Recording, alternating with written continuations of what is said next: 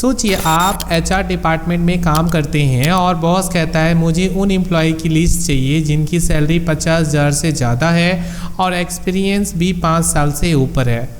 अब आप manual check करेंगे? नहीं ना, एक्सेल का इफ़ एंड और फंक्शन इस प्रॉब्लम को सेकंड्स में सॉल्व कर देगा। तो दोस्तों आज की इस एक्सेल वीडियो में सीखेंगे इफ़ फंक्शन को एंड और के साथ कैसे यूज किया जाता है और रियल लाइफ एग्जाम्पल से इसे आसानी से समझेंगे। तो चलिए दोस्तों शुरू करते हैं आज का ये ट्यूटोरियल।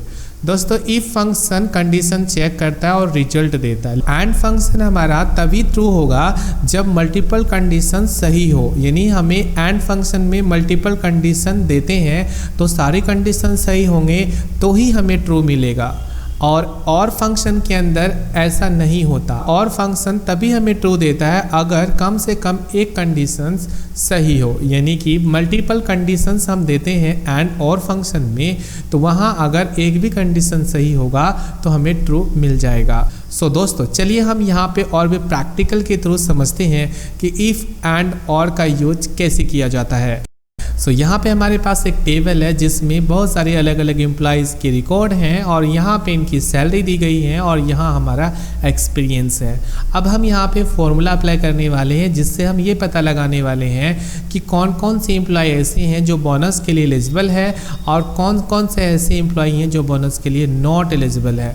तो यहाँ पे हमारा फॉर्मूला आएगा is equal to if bracket on और यहाँ हमें एंड यूज़ करना है। एंड इसलिए क्योंकि हम यहाँ पे दो कंडीशन चेक करेंगे, एक तो सैलरी के लिए और एक हमारा एक्सपीरियंस के लिए। तो मैंने यहाँ पे एंड ब्रैकेट को ऑन करके यहाँ पे पहला कंडीशन देने हैं तो उसके लिए सैलरी का सिलेक्शन लेंगे, ग्रेटर दैन लिखेंगे 50,000 एंड ये हमारा पहला कंडीशन हो गया। एंड उसके बाद सेकेंड कंडीशन के लिए कॉमा देंगे और यहाँ पे हम फिर सेलेक्ट करेंगे एक्सपीरियंस और उसके बाद ग्रेटर दैन लिखेंगे 5, क्योंकि हमें ये कहा गया कि जो एम्प्लॉय 50,000 से ज़्यादा और एक्सपीरियंस 5 साल से ज़्यादा होगा उन्हीं को बोनस देंगे। तो हम 5 साल से ज़्यादा एक्सपीरियंस को कंडीशन देने के लिए हमने ग्रेटर देन 5 लिखा एंड उसके बाद ब्रैकेट को क्लोज कर दिया। उसके बाद हमें यहाँ पे कॉमा देना है, कॉमा देने के बाद डबल कोट्स पे लिखते हैं बोनस एलिजिबल एंड उसके बाद कॉमा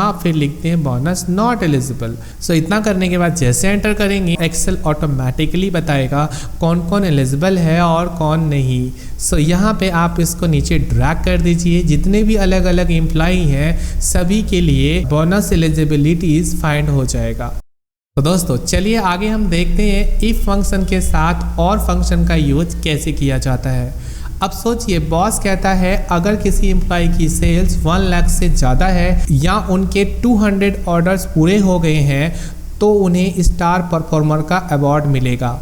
तो इसके लिए हम फॉर्मूला टाइप करेंगे is equal to if bracket को ऑन करेंगे और लिखेंगे और ब्रैकेट ऑन करेंगे और सेलेक्ट करेंगे सेल्स वैल्यू और लिखेंगे ग्रेटर दैन 1 लाख, यानी कि सेल हमारा 1 लाख से अबव होगा एंड उसके बाद कॉमा देकर सेकेंड कंडीशन हमारा आएगा ऑर्डर्स के लिए। ऑर्डर वैल्यू का सिलेक्शन लेंगे एंड उसके बाद greater than is equal to लिखेंगे 200। तो हमने यहाँ पे कॉमा देकर डबल कोट्स में लिखेंगे स्टार परफॉर्मर, डबल कोट्स बंद एंड कॉमा देकर हम लिखेंगे नॉर्मल, ब्रैकेट क्लोज करेंगे और एंटर करेंगे। तो इससे आप इंस्टेंटली पता लगा सकते हैं कि कौन स्पेशल अवार्ड के लिए क्वालिफाइड करता है और कौन नहीं।